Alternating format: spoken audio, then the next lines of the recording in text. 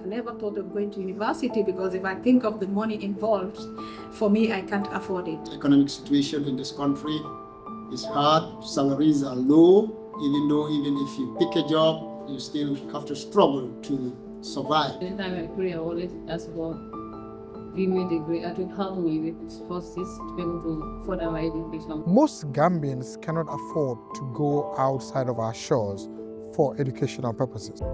Hello, my name is Peter Sherman and I'm the Executive Director of Global Scholars Canada, and I'd like to tell you about a strategic Christian program at the University of the Gambia that we are dedicated to supporting. I am in Africa right now, and Gambia is where our program is. Gambia is known as the smiling coast of Africa. And one thing I've noticed that it is a place without stoplights. It's a place of dust and sand and many, many birds. A place of peanuts and fish and rice. But also, as you'll see behind me, the place of a Muslim majority. And that goes for the government, it goes for business, it goes for the academy, and for the media. Approximately 90 to 95% of this country is Muslim. And that means that you'll hear the call to prayer about 5 times a day. It also means that you'll see minarets on every corner, always reminding you of the dominant culture of the Gambia and really North Africa as well. And in the midst of that, a resilient, passionate Christian minority who have the need for more institutional infrastructure that we often take for granted in the West. And this is something we're dedicated to supporting Africans in building up, especially Christian institutions. When I first came in 2010, I was told that Christians for a long time had been praying that their university would have a Christian studies department in addition to the Islamic studies department. Where they wanted just to start a course in Christian religious studies for GER, the General Education Requirement, just a course. And in 2010, when I was there, it just so happened that my bishop, Archbishop Tilewa Johnson, who was the chair of the Christian Council, approached Pierre Gomez, who was a Christian who was newly appointed to the university, and they put their heads together and found out that it was possible to have a Christian studies department at the university.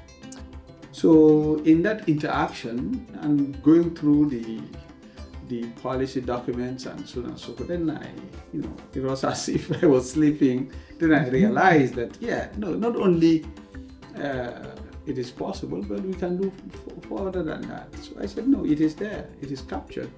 But because under our GR, it is put in brackets religious studies, and religious studies is either Islamic studies or Christian religious studies. I said it's there, so we can have it.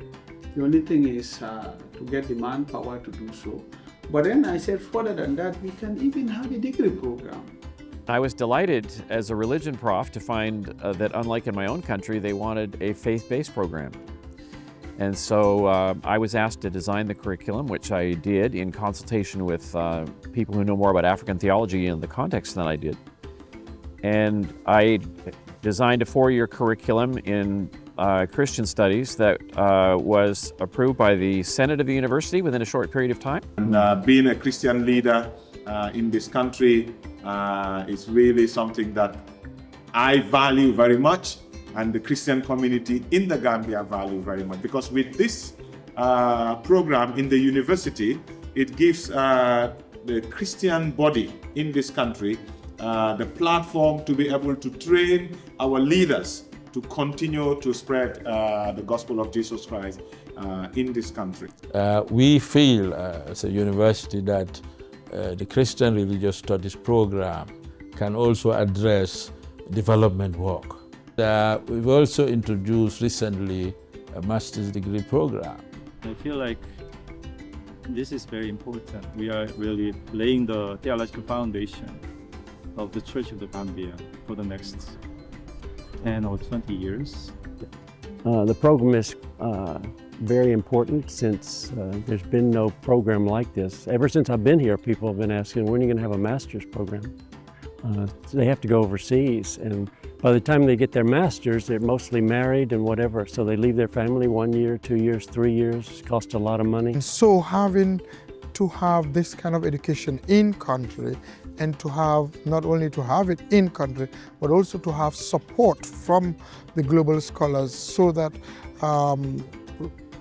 7, 8, 9, 10, 20, 30 Gambians can have a master's degree in Christian studies is a dream come true for most of us, because then it begins to widen the theological scope and the level of theological education in this nation. It really helps me by giving me more understanding of the scripture, and then I am more bold to go out to teach, because there are certain concepts that I never knew before, and I never knew how to tackle them when somebody asks a question.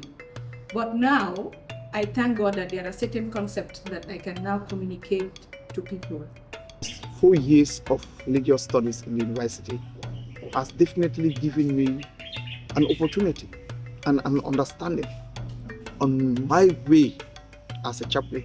The courses, like counseling courses we've done with Reverend Manimanga, Bishop now, definitely helps me, because my second role in the chaplain is counseling the students. I came to this program because, first of all, as a Christian leader and teacher, I would really want to be better at teaching people the scriptures. And I think better does not come with dreams, but it comes with actual training and going through a form of a discipleship. And I also came because I do not want to be part of the people or Christian leaders or pastors that are teaching based on emotions.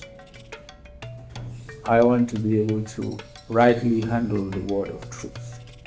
The more I go into the program, the more I see different areas where there are sometimes public misconception, especially about Christianity, why we do the things we do, especially like out here, that is a predominantly Muslim country. And so even though their religion, they use a lot of the text from our Old Testament, but then some of the things in the New Testament, they don't necessarily understand why we do those things, and they have their own interpretation. And so you'll find out that our children, while they're growing up and intermingling, they get a lot of these concepts from them. And so being able to understand, like studying Christian history, is a very, very good tool to be able to put to rest some of these misconceptions and be able to explain it to them. When I came into the university, that has given me the opportunity to meet some pastors who are also taking the same program from different denominations, like Anglican Church, other evangelical churches. So that has cemented a relationship between us and them. It's quite encouraging that now Christian studies program is like firmly settled in the university, and students from other departments, including Muslim students, are showing their interest in what we are teaching, what we are offering. So I think it shows that we are actually firmly grounded in the university. Global Scholars Canada, we thank you for the support that you've given to the University of the Gambia over the past years. The support has been tremendous. It has been impactful.